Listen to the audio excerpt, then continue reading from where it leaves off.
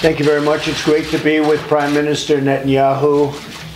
We've developed a great relationship, both as countries where I think it's never been stronger, and I can honestly say that, and also as personal friends.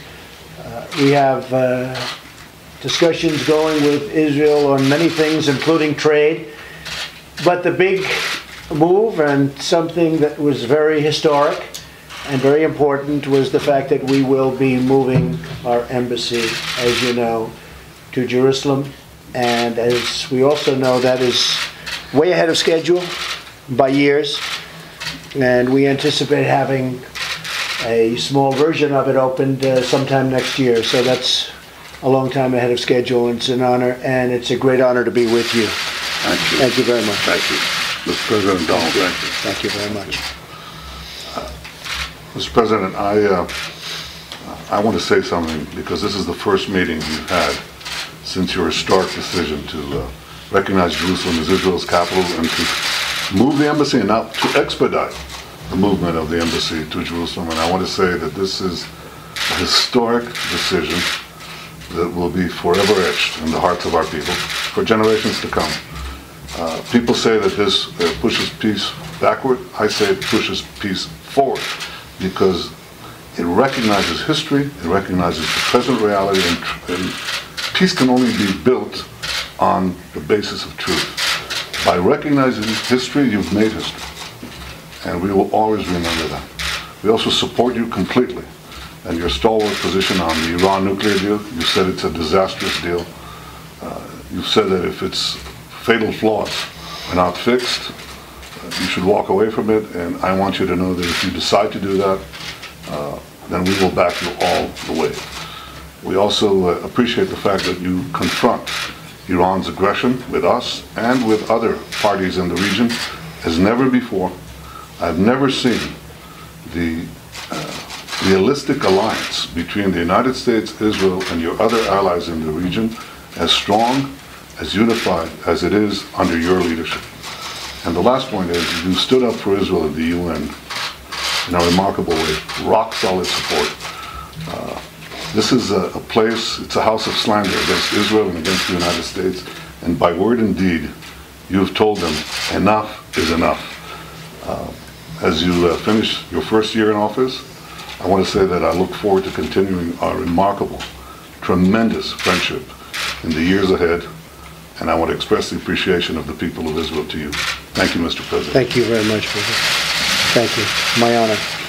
I have to say, on the United Nations, we were pretty much out in the wilderness by ourselves, the United States, and we heard every country was going to be against us. And it was very interesting. I said, you know, we give billions and billions of dollars to these countries. It amounts to hundreds of millions and sometimes into the billions for certain countries, and they vote against us. And I made a very simple statement that I'm watching. I'm watching. And we ended up getting 68 votes, either yes or we'll take a neutral position, which was okay too. Which was a yes. But, which was essentially a yes, is right. But we ended up getting a lot of votes that we were, I would say virtually we were going to get none. And we give billions of dollars away every year to countries. And in many cases, those countries don't even support us. They don't support the United States. Israel has always supported the United States. So what I did with Jerusalem was my honor. And hopefully we can do something with peace. I would love to see it. You know, if you look back at the various peace proposals, and they are endless, and I spoke to some of the people involved, and I said, did you ever talk about the vast amounts of funds, money, that we give to the Palestinians? We give, you know, hundreds of millions of dollars.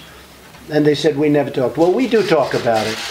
And when they disrespected us a week ago by not allowing our great vice president to see them, and we give them hundreds of millions of dollars in aid and support, tremendous numbers that nobody understands. That money is on the table, and that money is not going to them unless they sit down and negotiate peace. Because I can tell you that Israel does want to make peace, and they're going to have to want to make peace too, or we're going to have nothing to do with it any longer. This was never brought up by other negotiators, but it's brought up by me. So I will say that the hardest subject they had to talk about was Jerusalem. We took Jerusalem off the table, so we don't have to talk about it anymore. They never got past Jerusalem. We took it off the table. We don't have to talk about it anymore. You won 1 point, and you'll give up some points later on the negotiation, if it ever takes place. I don't know that it ever will take place. But they have to respect the process also, and they have to respect the fact that the U.S. has given tremendous support to them over the years in terms of monetary support and other support. So we'll see what happens with the peace process, but respect has to be shown to the U.S., or we're just not going any further. Thank you all very much.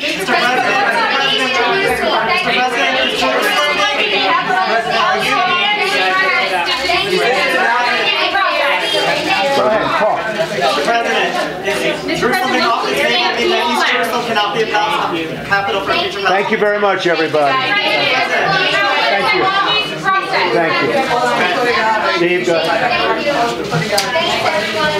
Thank you. Speak up, Steve. That's not like you. Putting out any sort of Middle East peace plan, a proposal. We're going to see what happens. Yes, we have a proposal for peace. It's a great proposal for the Palestinians. I think it's a very good proposal for Israel. It covers a lot of the things that were over the years discussed and agreed on.